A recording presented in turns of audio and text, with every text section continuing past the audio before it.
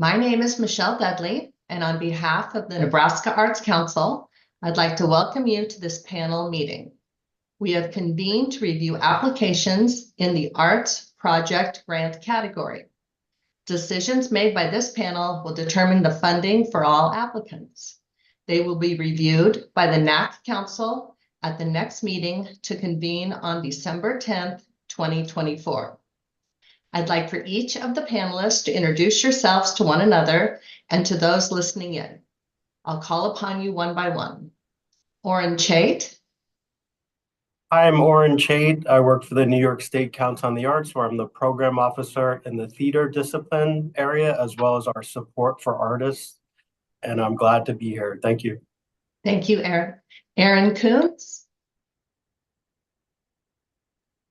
Hi, I'm Aaron Koontz. I work with the Omaha Community Foundation out of Omaha, Nebraska. And I am looking forward to going through the reviews as well. Thank you. Tammy Morris. Good morning. I'm Tammy Morris, the director of the Hamilton Community Foundation in Aurora, and happy to be here this morning. Thank you. Leanne Wallet. Hi, I'm Leanne Wallet, program officer for Ambitious at the Center for Cultural Innovation. Thank you. Mike Markey is the executive director of the Arts Council. Mike, would you like to say anything? Yeah, thank you, Michelle, and good morning, everybody, and welcome to the panel. As you heard, we have an exciting group of reviewers who are going to be looking at your applications today. I want to extend my thanks to the work that you're doing in the field of arts from the state of Nebraska, and I encourage you to keep up the work. I encourage you also to take the opportunity to make sure that you invite your elected representatives to what you're doing. Let them know about the work that you're doing and its impact on your community. And then after your event, also remember to send them a thank you so that they know the importance of the work that you're doing. We have a bunch of new elected officials too. So I encourage you to get to know the new elected officials that represent your community. Certainly your state representatives, they have a great deal to do with the funding for the Arts Council and for the arts of the state, but also your mayors, your town councils, because they're the ones who will become the state legislatures in the years to come. And then finally, also the folks at the federal level, we get a great deal of funding from the National Endowment for the Arts, and they should know about what's going on and its impact in your community as well. Along those lines, I want to encourage you to reach out to them. And if you have any questions about that or how to reach out, we're always here to help. And there's also the Nebraskans for the Arts. And I encourage you to find out more about them and the good work that they do on behalf of the people of Nebraska. And also I want to invite you to join us for Arts Advocacy Day, which will be held in the state capitol on February 19th. There'll be an opportunity to meet other people who are doing arts in the state and learn about the important topics of the day in front of the legislature, and also how to formulate the information that they need to know about you, your arts, and the arts of Nebraska. Let's see, I'm checking my notes. I don't want to forget a thing. Oh, here it is. I wanted to introduce you to our brand new Deputy Director, Cindy Grady. She'll be sitting in. We'll be listening to your grants and the work that you're doing, and encourage you at all times to reach out to the staff anytime you have any questions or comments about your work or our work or the work of the arts of Nebraska. And to that extent, I'm going to hand you back to Rachel. Know that Rachel is here in the office working for you all the time. Always reach out to her before and after the process. You won't hear much from her today because that's the work of the panel, but she's always here working for you otherwise. Rachel, back to you. Rachel Morgan is our program specialist for this grant category. Rachel, would you explain the panel process to those listening in? Absolutely. And I just want to echo Mike's thank you to any applicants who are listening in. I think this is a very valuable experience if you do get to listen into the conversation. You'll learn a lot. So just some housekeeping items. We will plan to take a break every hour, and we will let anyone listening know, and we'll let you know when we'll be back. You'll see a little screen that pops up that says we are taking a short break. If you have not already done so, please leave a comment and let us know if you're listening in. It's always nice to know that applicants are taking advantage of that, so we'd like to hear about it. Just a reminder to our panelists that though you can't see or hear the audience, they can see and hear you, of course, unless you stop your video or your microphone. If panelists, once again, if you need to take a break or step away for any reason, please just let Michelle or myself know. Let's see what else. So for details of the panel process, panelists have received and read all applications in advance. Each application has been assigned a primary and a secondary reviewer. Applications will be discussed and they are scored, but panelists have a chance to adjust that. But they are scored according to the rubric that is provided for this grant category. The panelist scores will be averaged, and then the applications will be ranked according to that average, highest to lowest. Panelists determine which of the applications merit funding based on those scores. A mathematical formula will be later applied to determine the grant award amount for approved applications. Award calculations will be based on the average score for each applicant or application and the available funds in the category. Therefore, higher ranking applications will receive a greater percentage of their request. And as Mike said, the staff members are here to assist with the panel process, but we remain neutral and do not influence the panel process. So therefore, we will not engage in the panel discussions unless if there's a question about procedures or policy or some sort of clarification that is appropriate for us to join in.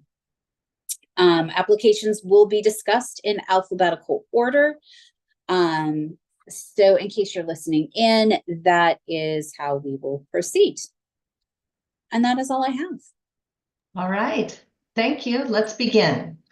Rachel Morgan will provide a brief synopsis of each application. Then I'll call upon the panelists one by one for your comments in this order: primary reviewer, secondary reviewer, and then the remaining reviewers one at a time. We'll now proceed with the first application. After the application is reviewed, please adjust your scores if you need to, and raise your hand when you're done so we know to move on to the next application. Great. All right. So, go ahead. sorry, just jumped right in there. So we're going to start with Capital Jazz Society, and I'll give a brief summary. The Capital Jazz Society is a nonprofit organization that presents a series of high-quality jazz events on Monday evenings throughout the year at the Storm Cellar in Lincoln. Any grant funds awarded will help pay the artists who will perform during the Capital Jazz Society's Monday nights events, which will happen January through June of 2025. Great. Leanne, your thoughts? Thank you. Yes, for starting for artistic quality, what I thought was great is to see their support for both professional as well as amateurs and students at these events. That opportunity, and co-mentorship is really important and much needed. The qualifications of artists, the 3-month rotating block booking is great, though I did not see enough detail about kind of the general selection criteria and how they find those artists, nor the goals for the upcoming year and the upcoming events. Do I need to state the number or the number for the evaluation?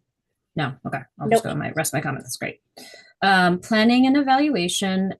For administration, there were no details about the 2 other administrators who were mentioned, Bob Kruger and Nathan Lefebvre, only Dean Haste, who was the original applicant and writer. For goals and evaluation, those were geared mostly towards those who already know and enjoy jazz. So a question I had posed to the applicant would be, could there be more emphasis on engaging those that are not currently, jazz fans? For the planning process, the timeline and process is extremely detailed. It was really, really nice to see, and thank you for including those templates for applicants. But the season is heavily promoted kind of at the top of the season rather than, punctuated throughout the length of the season. So if there could be some sort of, refreshing just to reinvigorate that. And so like the audience doesn't get fatigued, just to know that those things are going on. Because if you don't catch that big, marketing at the beginning, you may not see that in the future. And then for outreach and engagement, through underserved outreach, there was a lot of support for active students of, those that are jazz fans and older adults, but not necessarily the underserved groups as per the NEA definition, and those that were kind of listed in the application question itself. I think this one I had to go to the 2020 census information, which was not listed in the application, but there's a huge increase in Black, Asian, and mixed race and Hispanic Latino folks living within the city limits. So just being mindful of that and the changing demographics, jazz can transcend many different cultures. So looking to that.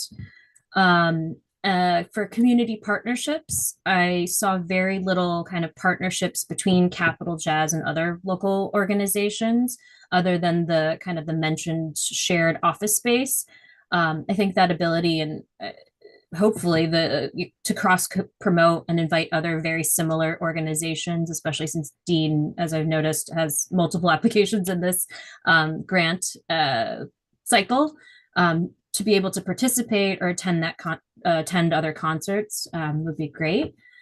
And then for outreach and accessibility, I thought that section was really lacking. The applicant prides itself on, active student participation, does that kind of mentorship between the artists and students, but it's only in the concert setting, not at schools or other locations. So just some additional outreach engagement would be wonderful. And that's all I have. All right, thank you, Leanne. Oren? Yeah, I concur with much of what Leanne has said as well. Jazz is a great art form, and I just want to mention that, big bands are a hard thing to put together. So I'm appreciative of that. I do agree that, they are reaching students. It's like a good opportunity for them to sub or sit in, and in particular, the applications speak to how they get to practice their sight reading, which is a valuable skill for a musician. I felt that the work samples were good. The artists are qualified. I also had the same note that the artists were not selected in advance, but I think with jazz, you might not know that. In terms of their planning and evaluation, they're meeting their goal to produce free quality live jazz, particularly on Monday nights. And the musicians have the opportunity to hone their craft and their skills and their musicianship. They do evaluate their audience through a response survey. I felt that the timeline was good, the budget was accurate and realistic. One question I had was that there were not, the key people listed on the timeline in terms of who was doing what, but I had the confidence that they would be able to delegate that into, when using this grant. They have key collaborators on the board of directors. In terms of the outreach and engagement, I felt that they were responsive to their community with the music teachers, guiding students into this programming, and that they do have a mix of professional and amateur musicians. They noted that they're in a new venue and they're attracting a new audience. I had a question. I wish for a little bit more information on that audience and more demographics on the performers, or how long they might be performing with them. And, again, what the audience is like, is it jazz enthusiasts? Who's going to these performances, particularly at this venue? Do they happen to already be there? Maybe they're not, they're there just for the non-music aspect, and then they come back for the music down the road. yeah, more information on the outreach to the underserved communities. They did note that they're getting an older audience, which is great to see. They do have letters of support, one from a student and also a collaborating musician. However, they were dated from the previous year, and one of them did not have a date, so I didn't know how recent those were. And overall, I felt it's a great conduit for jazz and for performance of jazz, which is an American art form, and this is a consistent outlet for that work. Thank you. Aaron, do you have anything to add? Yeah, I absolutely agree with Leanne and Oren. There's a lot of really good opportunity to introduce jazz to those that appreciate it and those that may be discovering an appreciation for it. The one thing that I would like to add from my notes in the planning and evaluation area is the concept of this having a little bit of a dual impact with helping not only the community to appreciate jazz and to experience jazz music, but also to give the opportunity for aspiring musicians, high school, college students to get more of a experience in the performance aspect of things. You know, it's a very unique way to engage on both sides of both presenter and audience.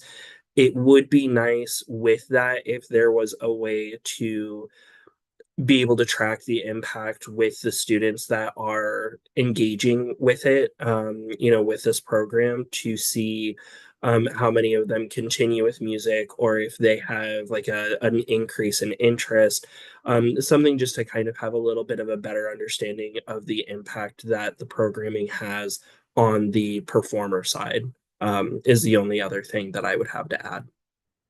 Thank you. Tammy, any thoughts? No. All right. Well, please adjust your scores if you need to, and then give me a thumbs up when you're ready to move on to the next application.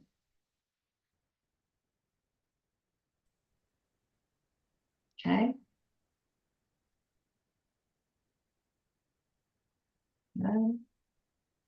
Tammy? Okay, great. Let's move on to the City of Columbus. Thanks, Michelle. The Beats and Eats Summer Concert Series, running from the first week of June to August 2nd, with a break for the Platte County Fair, offers a vibrant lineup of local, regional, and out-of-state artists. This community-focused event provides a platform for diverse musical talent and enhances the summer experience with food trucks and family-friendly activities. Grant funds will support the artist performances, ensuring high-quality entertainment throughout the series. Any grant funds awarded will cover fees for the first 8 performing groups of the series and hire sound technicians needed for specific acts. All right, Aaron, would you start the conversation? Absolutely. Under artistic quality, the comments that I have here, I really appreciated the diversity of the acts that that they are looking into, including different cultural backgrounds and music genres. The bios that were provided show that these are very established musical acts that can be very advantageous to understanding the group's backgrounds, their musical styles, and their professionalism. My biggest concern with this was that not all of the spots were filled, so it's difficult to know what types of groups would be filling in on those empty slots. However, with that being said, the effort that is apparent in what they have established already, it's pretty minimal as far as any sort of concern on that. I do think that it would be beneficial possibly to introduce different cultures that may not be as well represented in the community, depending on the demographics of the entire community and the surrounding areas, since the surrounding areas were also taken into consideration with what the audience is. With the planning and evaluation, the budget allocates varying amounts for the musical acts, including acts that have not been secured and identified. So I was curious to know if those numbers were more conservative or aggressive. But it seems to be on track with what they have already established so far.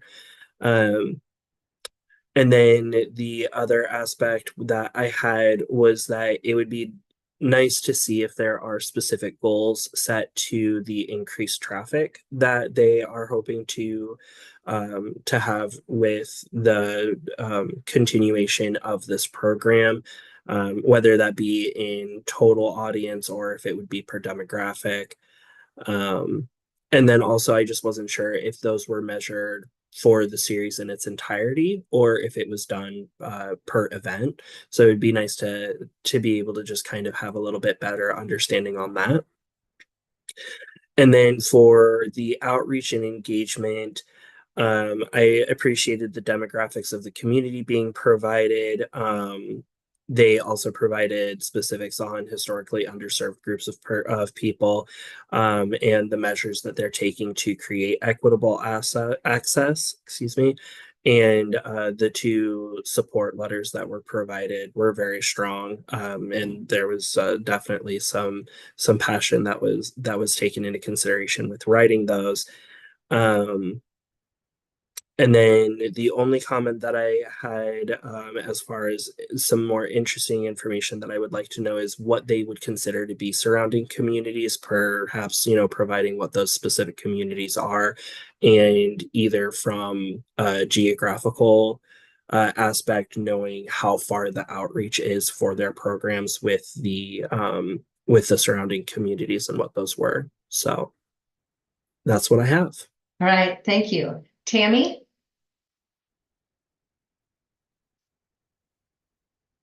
Sorry about that. Overall, I thought I appreciated the depth of the, especially the outreach and engagement. I think that section, I liked how it was highlighted in there. There wasn't really anything other, I agree with what Aaron had to say, but overall, I felt like the project had a lot of depth to it. I did note also that those two are, the two spots that were open, but again, felt like the majority of that to be filled at this point was strong. But I did have the same question a little bit about the budget and how that was accounted for, but I know this is something that's happened before, so I didn't really have anything else to add. All right, thank you. Oren, do you have anything to add? Yeah, I just want to lift up in the outreach and engagement that they noted that they are in their demographics, they're shifting to Hispanic and Latino populations, and they are doing translations of their flyers into Spanish, which I thought was impressive in their promotion and outreach efforts to that audience. So it was very self-aware. Also sending these flyers home with children in the schools.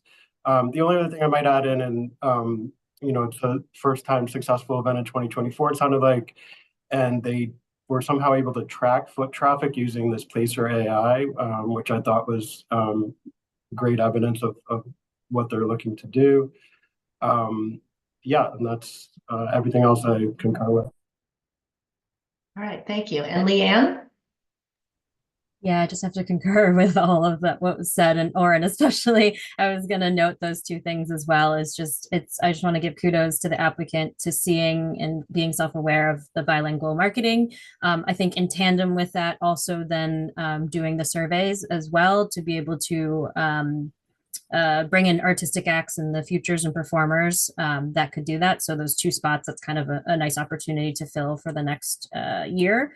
And yes, the goals were very well defined, and just the emphasis on it being multi-generational, which is so important because it's kind of this perennial concert series. And it was really nice to see the Placer AI because that helps with that foot traffic. And I think might answer a little bit of what you were saying, Aaron, of just like it tracks attendance, foot traffic, and I hope that they have it in a sense to do it throughout the whole season rather than just start, stop, because that can help with the economic development piece of how many people come in for these concerts. So yeah, that's all.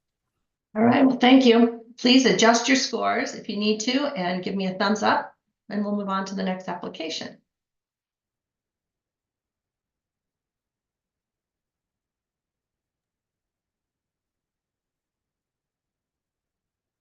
All right, let's move on to the Grand Island Music Series. All right.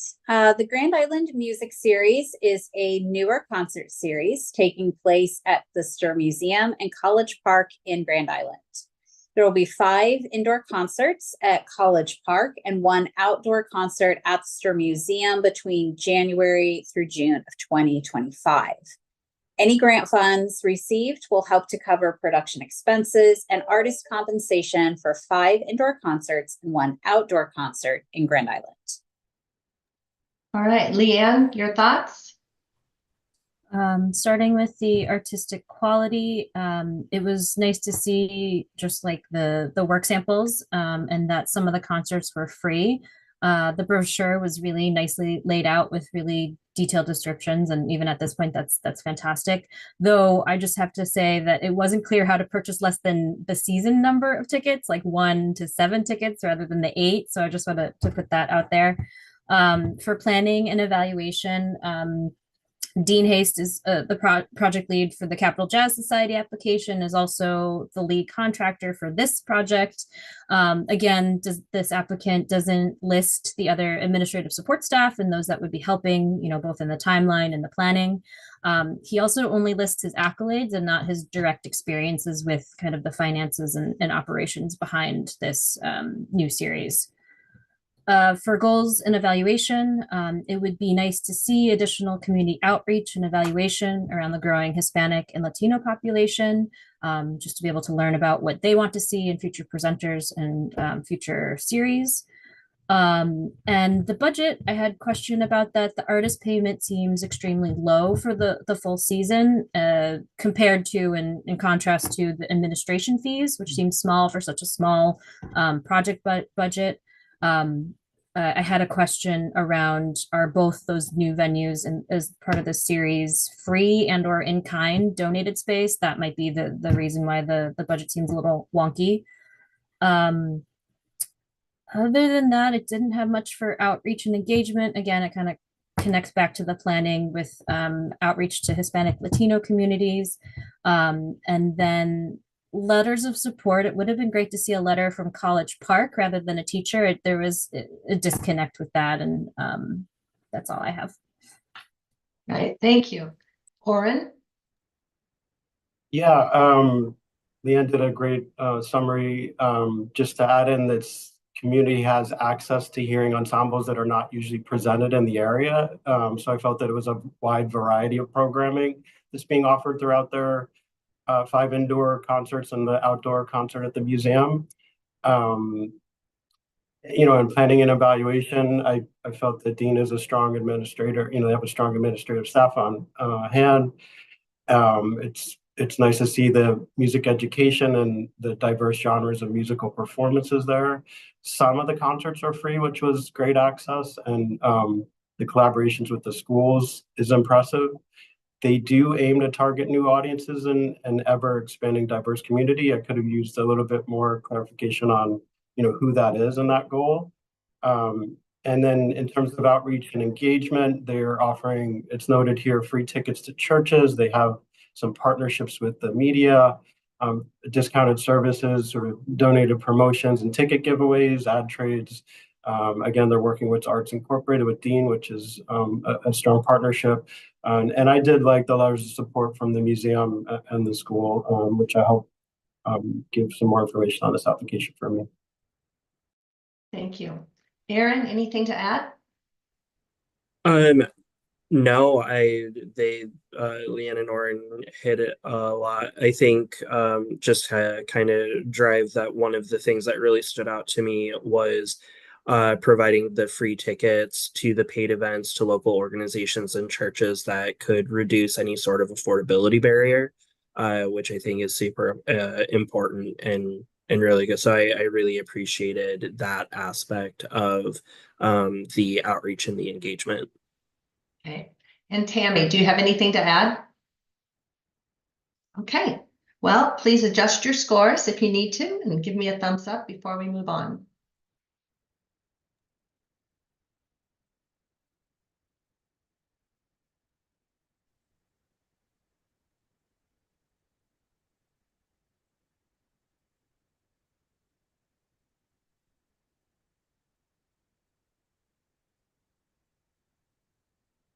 And Oren? Oh, there we go. Good. All right. We're going to move on to the Kimball Concert Association. All right, so this application is to help the Kimball Concert Association complete their 48th year. Grant funds are essential to aid in paying for the artists who perform. The 2025 year starts with the String Showdown group, followed in May by the Street Corner Symphony, both of which are engaging groups who will fascinate the audience and student body. The concerts are for patrons and ticket holders and are held in Kimball, Nebraska. The grant funds, any grant funds awarded, will help pay for the artists who will perform, as well as advertising and venue space. All right, Tammy, would you like to start us off? I sure can. So really in looking at this, I love to see the partnership with the school just because it's great that it looks like there's a really nice facility there with all kinds of upgraded equipment and facilities. So it's nice to see that that's being used for multiple purposes. So I thought that was great to see that highlighted. Also, I like to see that they're incorporating local restaurants and promotion with that. So if you're going to have people in the community attending these events, it's nice that they're including that promotion of other areas of the community. Also, there was a lot of emphasis, with the new hospital in town, then also having people coming from both Colorado and California. It was nice to see that there is not only a real awareness of the demographics of the community, but then also I liked how it said it was pro everyone. So they know that they're a community that does have an influx of people coming in. Also, there's a lot of workers in the community with the projects that they have going on. And again, trying to engage the people that are already in the community, but as well as those that are there even temporarily. So planning and evaluation, I felt like that was outlined well. I like to see that they're trying to use some of the art students to be able to do that and just to get engagement that way to help evaluate the impact of the program that they're going to be having. I think those were the things that really stood out. I didn't necessarily have something that stood out to me that was lacking on this one. Okay, thank you. Aaron? Yeah, I agree with Tammy and her review. It really does seem like they promote the music to the community, which concept or the premise of the program and gives them that opportunity. And just with, especially, they spoke a lot about their location being an art desert, that this provides an opportunity. So I really appreciated that.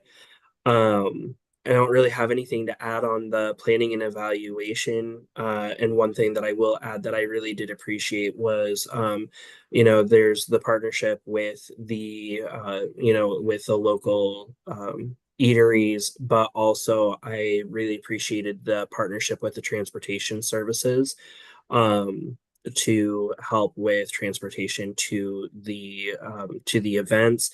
My one concern or maybe question was this is a little bit of a tie in with the review of their budget, is the cost of the tickets to the event could potentially cause a financial accessibility concern. So just taking that into consideration as far as what the cost is of that ticket and if there's any sort of assistance that may be available in that regard with that demographic. But other than that, that's really good. Thank you. Oren? Yeah, great analysis by my peer reviewers. I just want to note in the planning and evaluation comments that they do have a plan for outreach to temporary workers and new citizens in the community to attend performances. In terms of their outreach and engagement, they've also identified rural residents and elderly, older community members, as well as the temporary workers, which I just want to say is impactful. And that's really all I have to add. All right, thank you. Leanne, do you have anything to add? Yes, I just want to say it's encouraging to see such enthusiasm in this application, both in the narrative and how the applicant works within the community with members and restaurants. And those work samples were really fantastic for those two artists. One thing I am slightly concerned about is within the planning, evaluation, and kind of outreach engagement. The goals and outcomes are well defined, and there's a really concerted effort to reach just these new demographics, employers, employees, local community. I am concerned about the high marketing costs. Are there other ways for both in-kind promotions, lower cost print and digital ads, as a sponsorship? Because $3,000 for a goal of selling only 260 tickets is far too costly, just kind of on a per person basis. And then, yeah, just echoing what Erin had said before, that accessibility for the ticket prices can also be that massive barrier. So looking to find other ways to help fund that.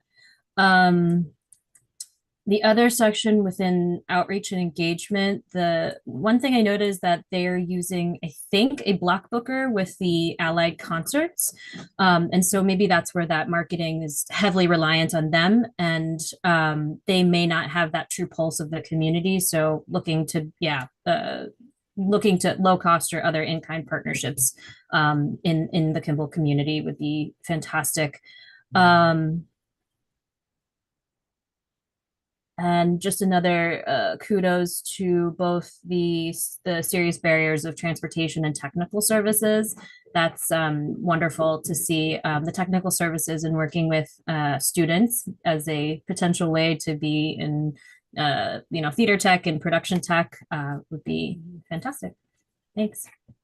Great, thank you. All right, please adjust your scores if you need to, and then just give me a thumbs up and we'll move on.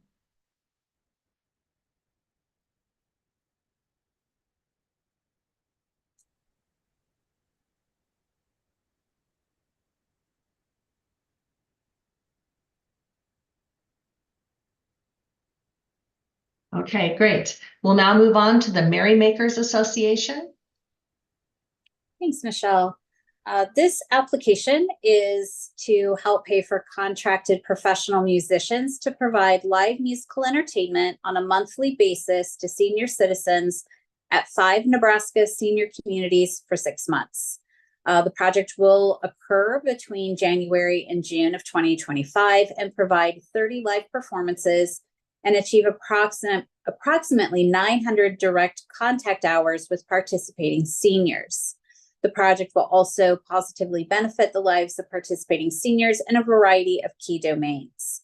Any grant funds awarded will pay the contracted professional musician wages and travel to provide live professional musical entertainment. All right, Oren, would you like to start us off? Yes. So in the artistic quality comments I have, the artists are selected from a rigorous audition process. These feature nationally and regionally quality musicians who, for example, recorded in local studios. I felt that the arts programs were really compelling for the senior citizens in these facilities. It was great to see, arts in the aging. It's a lot of studies have shown that it's good for health. Getting access to the arts and bringing it right to these facilities for this audience was impressive for me. I felt that this work was vital and very important for this community. Their demographic has disabled as well as veterans and low-income adults, and the direct care older adult population who might not have access to arts at all. And they're able to attend right where they are located. And then the quality of the programming for the participants was detailed. I did wish for a little bit more of the demographics on the artists, like how long they've been associated with the Merrymakers. But again, I felt that they were really qualified and impressive.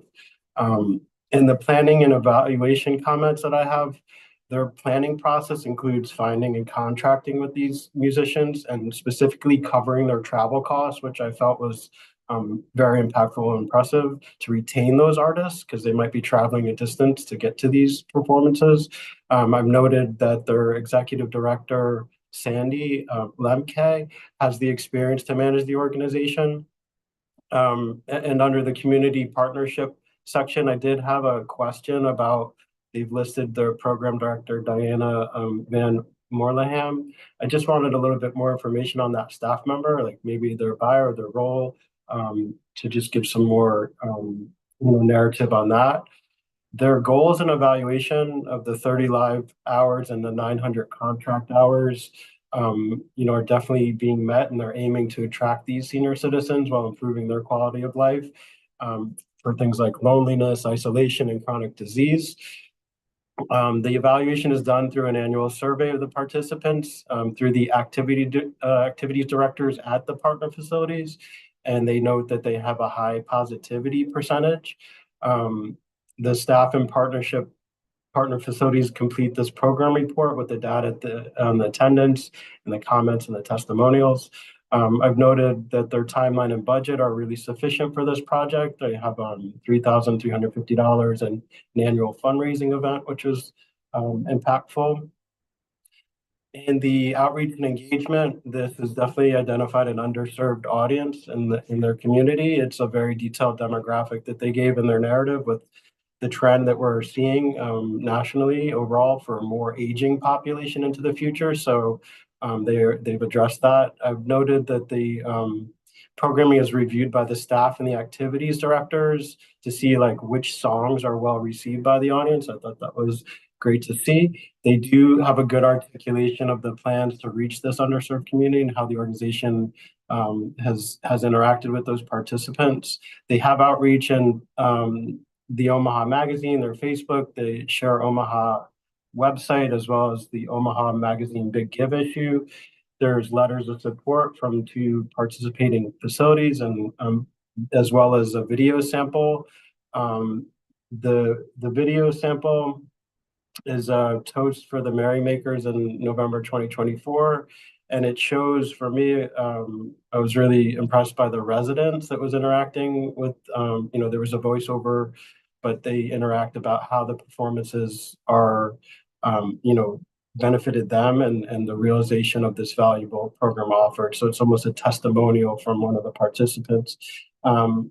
Just a slight concern. I wish for a little bit more of the sound of the songs, being parlayed, but I could definitely see from the other materials, like the quality of the artistic work that's being presented. And, in their optional work sample, the Merrymakers Noteworthy newsletter document, it shows the reach of the organization and their fundraising capabilities. There was a real long list of the communities being served on a monthly basis. And that's all I have on this application. Great, thank you. Leanne? Thank you, Oren. I just have to add and emphasize a couple of points. The artists were selected have a really diverse music repertoire and is really well matched to the audience they serve and the seniors. For the planning and evaluation, though, while they have that long history and they've shown kind of the high percentages of success of, psychological and physical improvements within the seniors, it would have been nice to actually see those charts and data and analysis from past program years as a support material. Like reading it as one thing in the narrative of saying like 95% to 100, but just like really being able to look at that data. One question I had, the budget is totally reasonable, though I question if travel expenses should be higher, just due to the amount of travel that is required between the senior centers, the musicians' homes and workplaces, and also the executive director and the headquarters. For outreach and engagement, one thing I just wanted to put out there was, the audience is very well defined and is so place-based, location-based. In the senior centers that are served.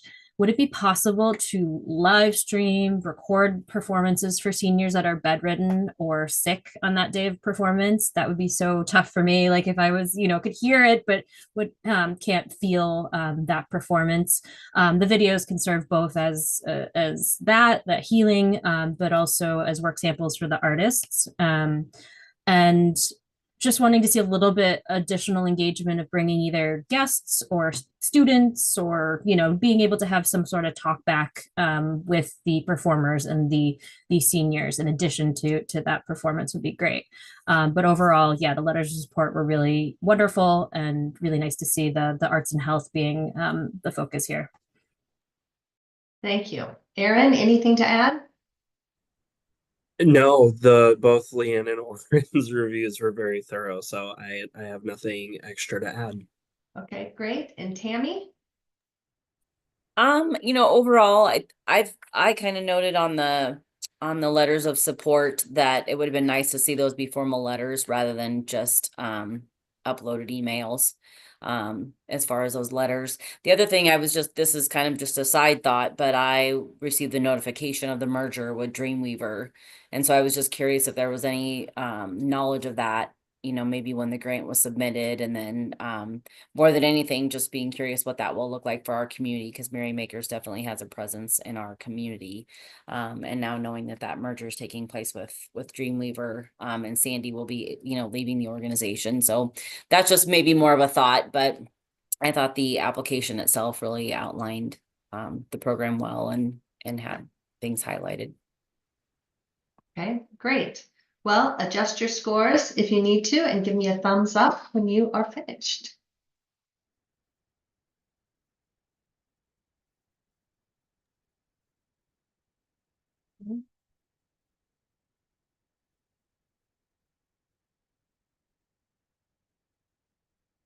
All right. Rachel, are we going to move on to the next one, or? Yeah, so here was my thought, panelists, but let me know if you don't agree. I thought we could do one more and then take a break. Is that okay, or do you want to take the break now? One more? Great. All right, we'll do one more. All right, so we'll move on to the Nebraska Trumpet Ensemble Incorporated. Wonderful.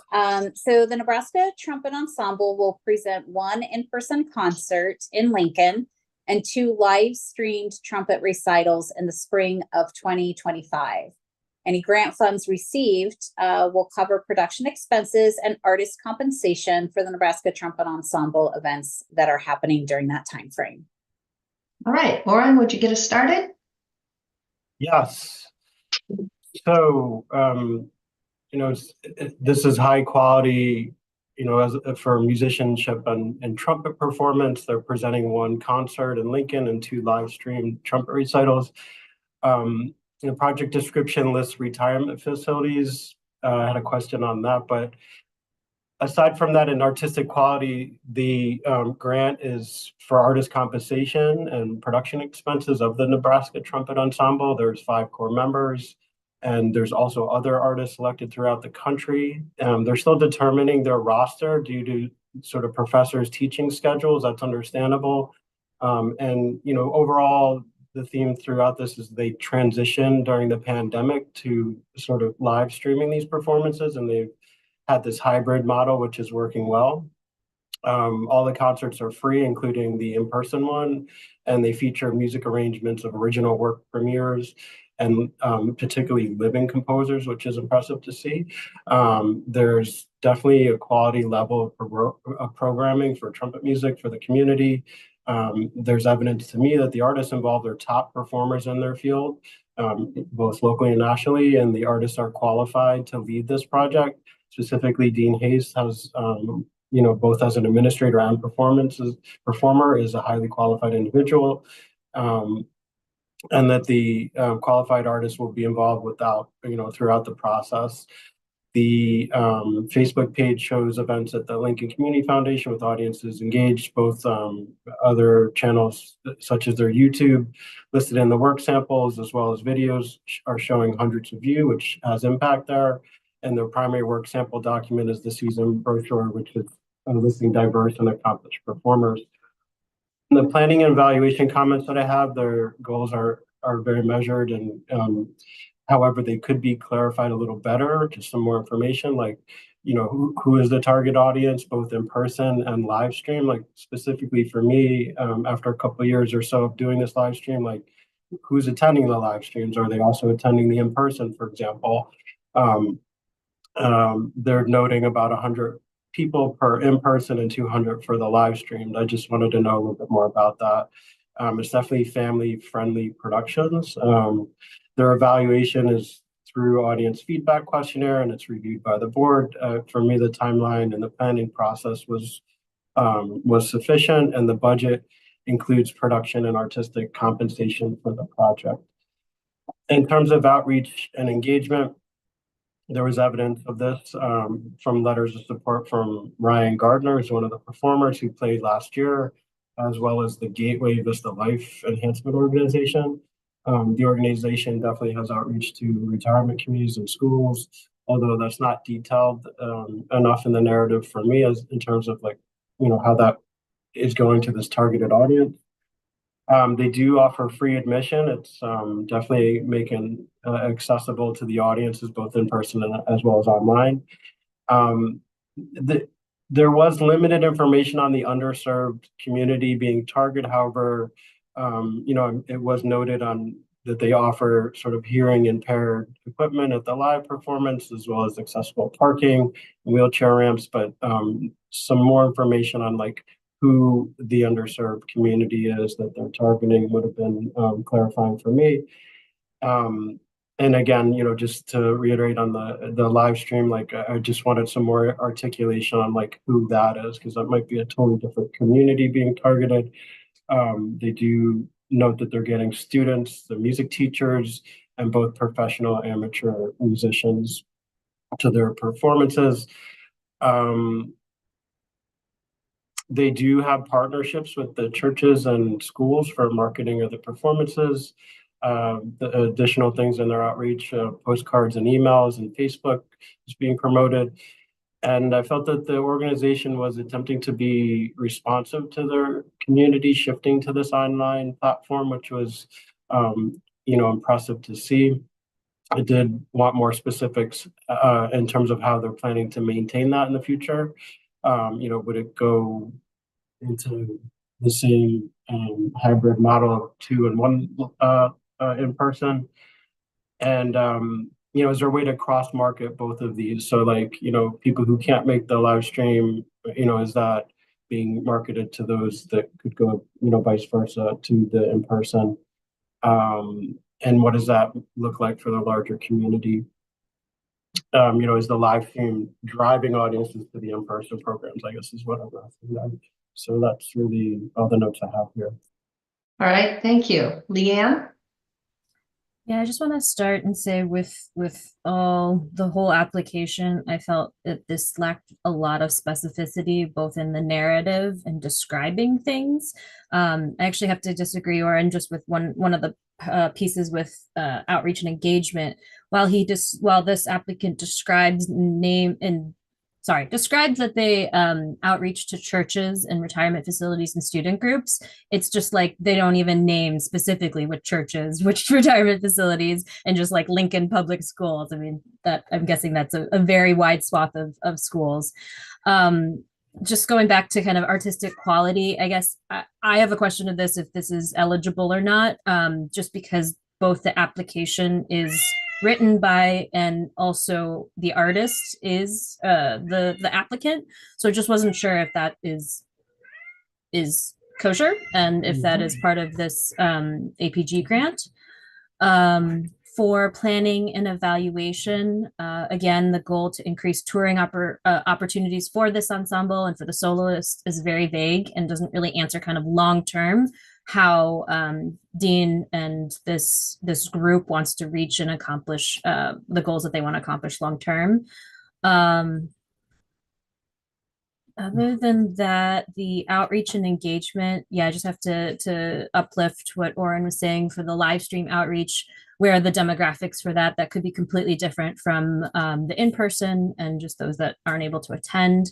How do you know that it is really truly serving underserved communities?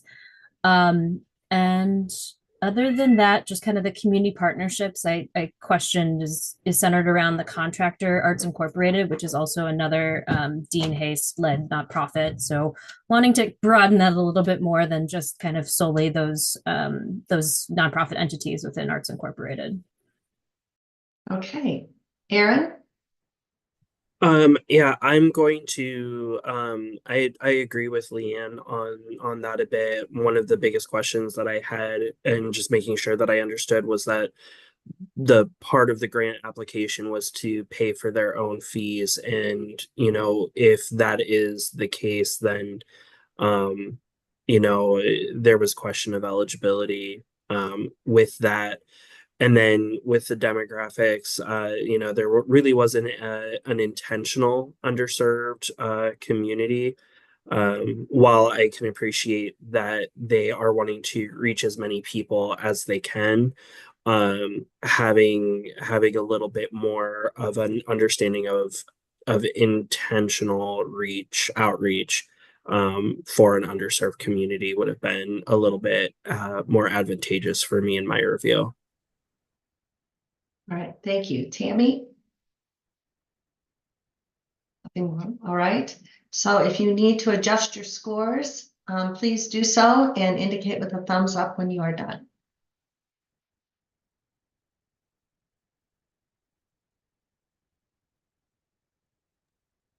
All right. Well, Rachel, time for a break. Yeah, so let's take a little break. Let's come back at 10:05. And just remember to turn off mics and video during that time. Great. Thank you, everyone.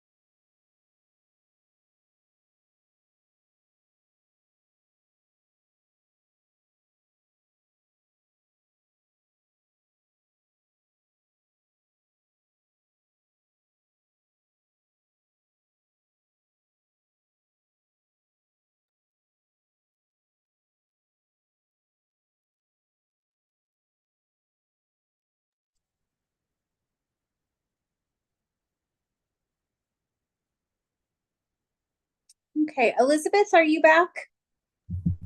Yes, I'm here. Perfect. All right. Moving on. I think we can go ahead and start. Okay, let's move on to Partners for a Livable Omaha. The funds from this grant application will help pay the professional performing arts and production crew for 2 new live performing arts showcases hosted on the Omaha Mogul stage during the May 2nd and June 6th Benson First Fridays events held in the Benson Creative District in Omaha. These 2 showcases will be produced as part of Omaha Mogul Stage's new fellowship program. They estimate that 6,000 people total from the Omaha metro area will attend the 2 showcases. Any grant funds awarded will pay the professional performing artists for May 2nd and June 6th, and also the production manager and sound engineers. All right, thank you. Aaron, would you start us off? Absolutely. So with the artistic quality, I said the artists are selected through a fellowship program ran by someone who's very prominent within the arts community in North Omaha. Historically, the artists have been local and promoting arts within the Omaha metro. And the preview of events show interactive opportunities in promoting the musical arts. And so I really appreciated that there was more opportunity for engagement beyond just listening. With the evaluation, the budget was intentional. The goals I didn't feel were completely clear other than wanting to increase their reach and participation. And I questioned if there were specific increases that they were aiming for with the amount of people or what that increased reach would be, if it was like a geographical or demographic wise. I also said that their plan and their timeline was practical. It made sense with the project that they have intended. For the for the outreach and engagement, I felt that it was very strong. Everything seemed pretty intentional as far as how they were going to go about with their outreach and with their engagement within the North Omaha community specifically. But the one question that I did have was because it is outdoors and there was they had noted about accommodating for deaf persons and those that are hard of hearing. And so I was curious if there is any specific information regarding the time frame to request those accommodations. Just given that sometimes getting an interpreter on a short notice can be very difficult, and who that responsibility fell on, whether that was something that the person attending would have to reach out and request, or if there was any sort of notification that was sent out that that was something that was available and how it could be obtained. So just looking for a little bit more clarification on that. But other than that, I think that it was a very solid proposal. Thank you. Oren? A great review by Aaron. I just want to add in that there is evidence of really high artistic quality, specifically around this fellowship program for the 3 to 5 event curators. They're collaborating a series in a low to moderate income community with both folk and traditional arts as well. In their planning and evaluation, I just want to lift up that they're giving this opportunity to learn live event production for the creative workers, and they do evaluate the salary and the impact for these participants. This is a pilot curator program, and they have analysis of experiences for those who apply for that. The budget was informative and sufficient for this project. great to see the letters of support from an artist who participated in the Pull Up Vibe, and also the Benson First Friday partnership that they have. They're definitely outreach to younger audiences and, crossover into tourism.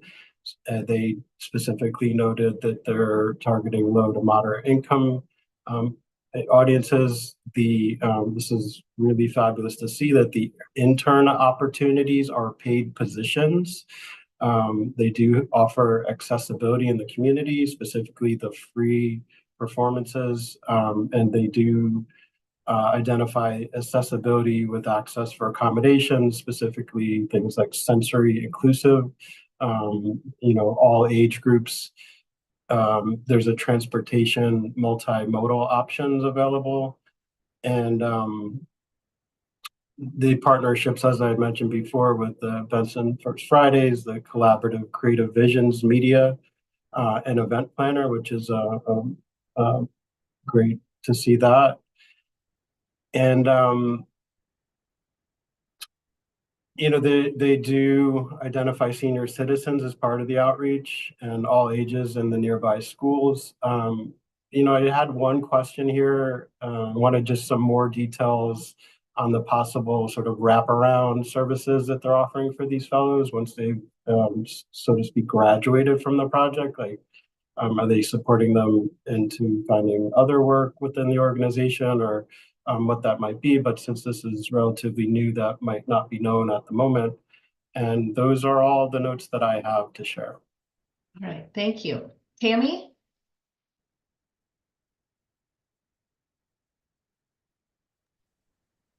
I don't have anything to add. All right, thank you. And Leanne? I don't have anything else to add. Thank you, Oren and Aaron. All right, well, adjust your scores as needed and give me a thumbs up when you're ready to move on.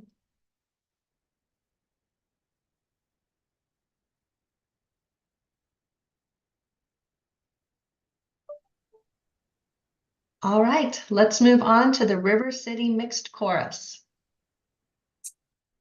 So this grant application will help cover performance expenses for the River City Mixed Chorus this spring. It says 2024, I believe that is a typo, and should be 2025 concert at the Holland Performing Arts Center. They estimate 1,300 people will attend the performance. Any grant funds awarded will help pay contracts for the instrumentalists who provide the live score for the performance. Great. Tammy, would you like to start us off? Okay, I would be happy to start off. So when I looked at this, sorry, just trying to switch my screen here real quick. Looking at the project itself and the artistic quality of that, I thought the project was outlined really well. It was nice that there was a lot of information about Polly Murray. I thought the bios were really good. That I felt like that was all. I did also catch, Rachel, that the 2024 reference, which assumed that was 2025. Saw that they'll be doing the rehearsals at First United Methodist Church, so utilizing a local space where they can do those rehearsals since they're not able to do them in the space where they're going to be. As far as artistic merit, 160 members, Nebraska's oldest LGBTQ and straight ally chorus is huge. They outlined that nice, also being the 5th oldest mixed chorus with men and women in the country. So I felt like that all spoke to the artistic merit of the project. Looking at planning and evaluation, I thought the goals were were clearly outlined and measurable. There definitely was a lot of emphasis on sound quality, as there should be with this type of performance. But it would have been nice to see if maybe on that evaluation side, there was some emphasis on audience response, or how the performance would have been evaluated by people who actually attended it, as opposed to just evaluating the sound quality and the performance itself. That might be something that just could be useful. I thought that there was a great plan to encourage other choruses to be able to purchase the rights from Gala to perform the piece. So I thought that was a neat element to be able to incorporate in that. The budget was detailed. The marketing did seem high, but I also I know that there was reference to looking for more of a national name recognition for the chorus. So that, sometimes is going to cost more when you're trying to expand your footprint, maybe on more of a regional or national level. So that could explain the marketing costs on that side. I thought it gave a lot of the good demographic information. I thought the letters were good. Again, good emphasis on the quality of the performance, but would maybe a suggestion would be to try to figure out how to also gauge, evaluate from those who attend the performance. And that's all I had. Thank you. Leanne? Just a couple to uplift. Thank you, Tammy, for that thorough review. For the artistic quality, it's really nice to see a world premiere in this grant cycle. That's, I feel like, few and far between. There was some really nice intentional steps in selecting choral soloists that can embody that work. And I had no idea about Polly and her aunt, and how they supported the queer, civil rights, and gender equality during that time. So I'm excited to hear more after this event happens in April. I just have to shout out, thank you for putting the administration bios and board of directors in the narratives. We didn't have to open another window to find that. And the project goals were really well defined and directly relate to the vision and mission. I could see that very, very specifically. I actually think the budget, yeah, I think that's fine. It's detailed and realistic for something of this caliber and the size. And yeah, with just echoing what Tammy was saying of just, it may draw larger crowds. And so, yeah, the marketing may have to increase for that. But it is impressive that they have such a already deep Facebook following, as well as email contact lists. It's nice to see that there's traditional direct mail as part of this promotion. Though I don't remember this specifically writing this, but I would like to know more if this is for season tickets or membership, or specifically for this world premiere. So like kind of bundling that together, because this is that, the crowning jewel of this season.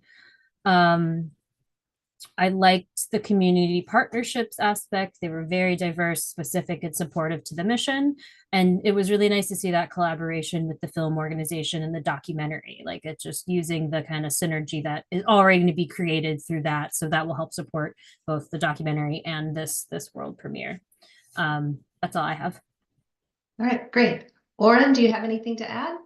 Yeah, great review by my peer reviewers. Couple of notes to add in that in terms of artistic quality, they're including an ASL interpreter, which I just want to lift that up, along with their BIPOC narrators. In planning and evaluation, there's a note, which is great to see, that they have 25 scholarships included in there. I think specifically for those youth under 23. And, that being said, I do have an open question for me on, like, are there discounts for these tickets? Additionally, in terms of accessibility, like, there's a note in there for 120 donor comps. More demographics would have clarified for me, like, who the audience is, like, and who, typically is going to these productions. But aside from that, great evidence of high quality work and the impact within this community. The programming was really impressive. I totally agree with Leanne with the work with the Polly Mary Institute to show the documentary and the panel discussion in the theater. Great. And Aaron, anything to add? No, not entirely. I definitely agree with Oren on the accessibility aspect. Is that I'm curious if there's any sort of assistance. It's a little bit difficult because looking at the budget, this is a very as far as cost goes, it is a pretty significantly large project financially. So it's understandable for the cost of tickets, but I also do question if there is a potential opportunity to help with being able to reach more people in the affordability aspect with it. But other than that, yeah, everything was very detailed. It was a very, very strong application. And yeah, it's a great way to um, get more arts focusing on the LGBTQ community, um, and that allyship and that partnership. So, All right, thank you. Well, please adjust your scores as necessary and let me know when you're ready to proceed.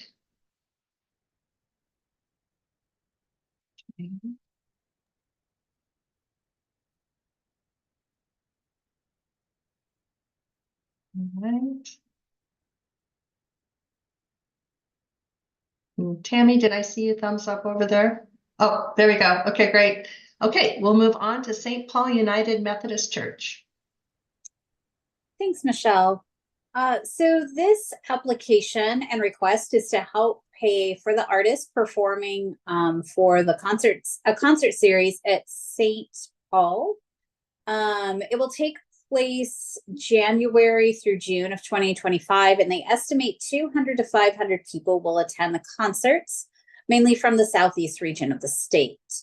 They strive to create a fun, celebratory atmosphere, fostering community connections and the artistry of healing music with the bel canto duo. Any grant funds that are awarded will pay the artists involved. Great. Erin, would you start us out? absolutely. For the artistic quality, I said the artist provides healing music, which is a more specialized approach to music, and it can provide a unique perspective and a different aspect to promote community building. So I really did appreciate that the intention behind the concerts is more than just an appreciation for music, but also to provide a variety of healing aspects. So the bios were very thorough. Their website was very professional. I was very impressed with the information regarding the artist, so I don't have any question on the quality of the duo. With the planning and evaluation, I said that the goal isn't well established other than increasing participation, which we can definitely appreciate that we do, that they would want an increase in participation, but having a specific goal of an increase, either that being by percentage or a specific number, I think would be beneficial. I would like to call out that there is a specific call out for reaching an elderly demographic, and so I appreciate the tie-in with helping with the community and reducing any sort of feeling of isolation with an older demographic. It would be good to see an intention to outreach additional demographics, as I think that this could be something that could be very advantageous for more than just the elderly. But again, I appreciate the underserved aspect of an elderly demographic.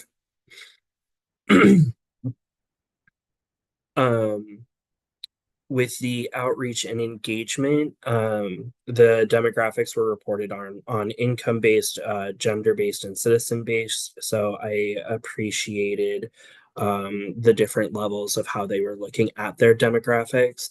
They did also call out LGBTQ demographics and the elderly demographics, but the percentages in the community weren't reported other than them just calling them out. So it would have been nice to know exactly what those percentages were.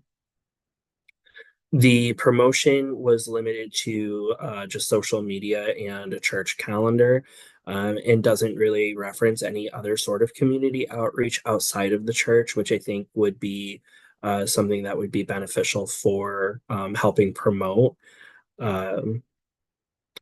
But I did appreciate that they are looking into the social media aspect of things. One of my biggest concerns that I had was that one of their letters of support was from a member of the music group that they're intending to pay with the grant, which to me feels to be a little bit of a conflict of interest as far as why they would be writing the letter. With that being said, there was a lot of intention behind explaining why the music would be healing and how it's beneficial to to the audience members.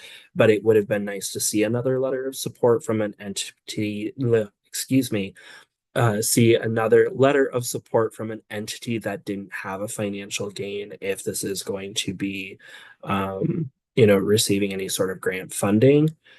I also did, want to reiterate that I don't believe that the conflict negates the impact the organization intends to make, but the support from the grant would create financial gain to the writer, and so that was just a significant concern that I had regarding those. The other letter of support I did appreciate and felt that it was very sound. All right, thank you. Tammy? Nothing at this time. All right, Oren?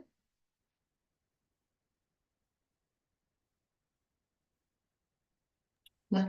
No, so I have a note in terms of the budget that the sources of the match could have been detailed a little bit better. But aside from that, I think Aaron did a great analysis. Great. And Leanne, do you have any comments? Yeah, just to second Aaron's comment on that letter of support, which is directly from the artist. It didn't follow those guidelines, and yeah, a conflict of interest in that. And that's it. Okay, great. Well, adjust your scores and give me a thumbs up when we can move on to our last organization.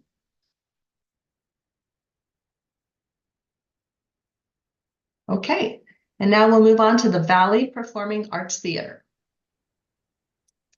All right. This grant application will help pay artistic directors and related community theater production expenses for the Husk Community Theater production of Oz, a musical based on the classic story Wizard of Oz.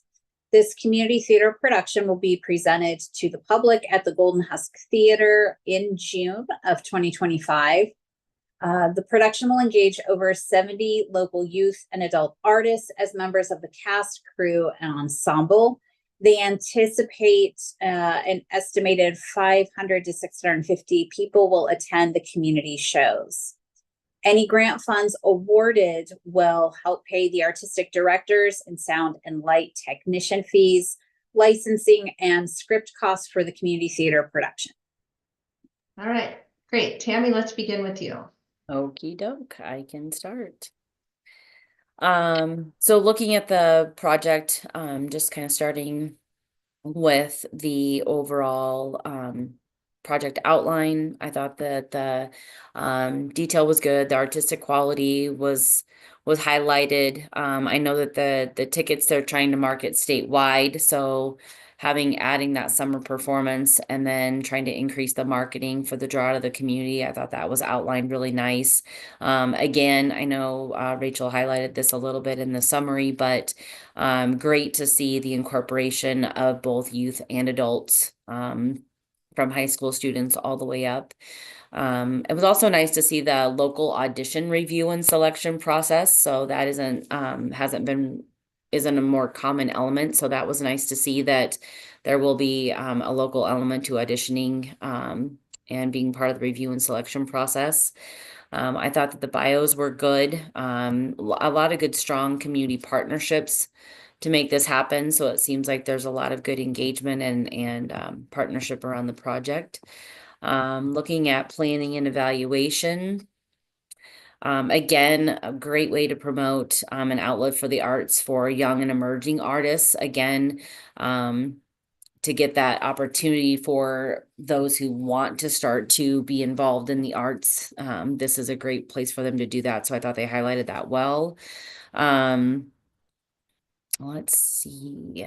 It was nice to see the score sheet. The good, there was good bios. I mean, I appreciated being able to see some of the detail on that. Definitely though, a more organic project with good community partnerships and opportunities for existing and developing artists. As far as the evaluation side of things, looking at ticket sales. It was neat to see also the patron and artist interaction, that will be part of the evaluation process for that. And then even with the comment cards, the fact that the questions that will be on those comment cards were included. And I thought there was a nice depth to the questions that are going to be asked of the people who attend the performance.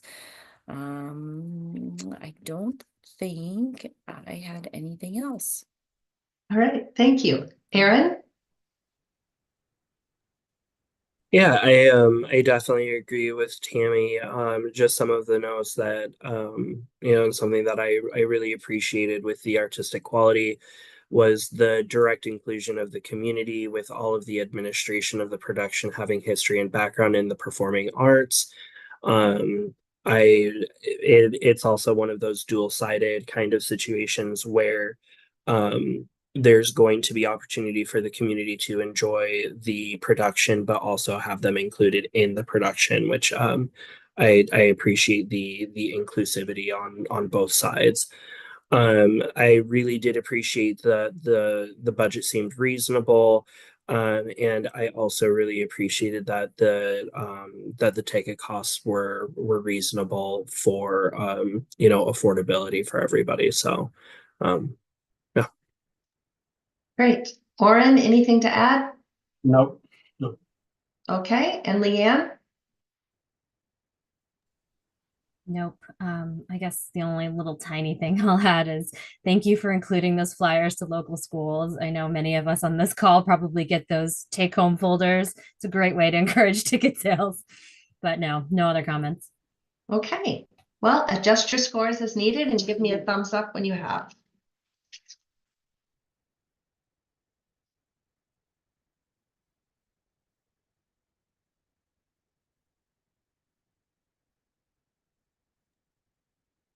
Okay, great.